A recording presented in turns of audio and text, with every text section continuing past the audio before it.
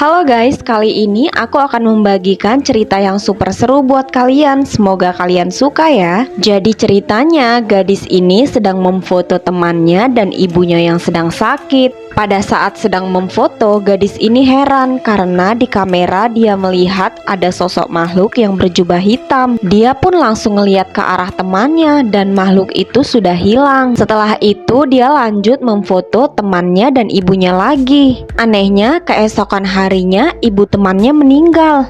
Karena ngerasa janggal, dia pun kembali ngecek foto yang kemarin, tapi dia nggak menemukan makhluk itu. Saat dia lagi ngeliat foto itu, seorang kakek dan cucunya datang menghampirinya. Mereka juga minta difoto oleh gadis itu. Si gadis ini ragu-ragu untuk memfoto, tapi pas dia lihat hasil di kameranya, dia lega karena makhluk itu nggak muncul lagi. Tapi pas lihat kameranya lagi, ternyata makhluk itu udah ada di belakang si kakek dan cucunya. Setelah itu, gadis ini pun mencoba mencari tahu di internet. Ternyata makhluk yang ada di kamera itu adalah malaikat pencabut nyawa. Setelah itu, gadis itu langsung berlari menghampiri suster dan bertanya apakah kakek itu baik-baik aja. Dan suster itu pun bilang kalau kakek itu udah sembuh dan udah pulang ke rumah. Seketika gadis itu teringat sama cucu si kakek dan ternyata benar cucunya dirawat di sana juga. Dengan perasaan takut, dia pun mengeluarkan HP-nya dan memfoto si bocil itu. Dia pun senang karena malaikat pencabut nyawa nggak ada di samping bocil itu. Tapi pas dia geser HP-nya ke samping, ternyata malaikat pencabut nyawa udah berdiri di situ. Dia pun kaget dan berteriak. Mendengar itu, para suster datang untuk menenangkannya. Pas balik ke kamarnya, gadis itu kepikiran lagi sama bocil itu.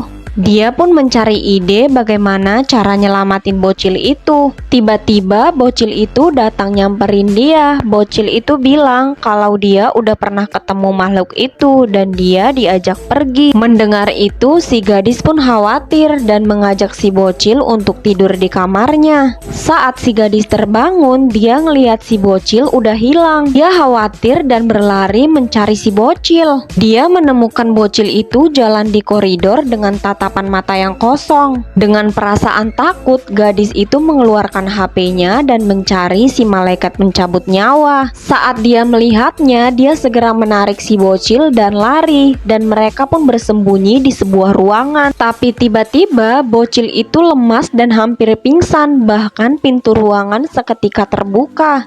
Pas gadis ini membuka kamera HP-nya, ternyata malaikat pencabut nyawa udah ada di ruangan itu. Si pencabut nyawa perlahan mendekati mereka dan ingin membawa bocil itu. Gadis itu ketakutan dan mencoba untuk melindungi si bocil. Dia bilang kepada si pencabut nyawa kalau dia mau menggantikan posisi si bocil. Seketika ruangan itu menjadi hening dan pintu kembali tertutup. Gadis itu langsung memeluk si bocil. Beberapa hari setelah si bocil sembuh, tiba-tiba di kamar gadis itu lampunya mati hidup dan dia pun langsung teringat janjinya kepada si pencabut nyawa. Ternyata benar si pencabut nyawa datang untuk menagih janji gadis itu. Akhirnya si gadis dibawa dan dijemput malaikat maut ke dunia lain. Makanya guys, jangan sembarangan buat janji ya. Oke guys, cukup sekian video dari aku. Jangan lupa di like.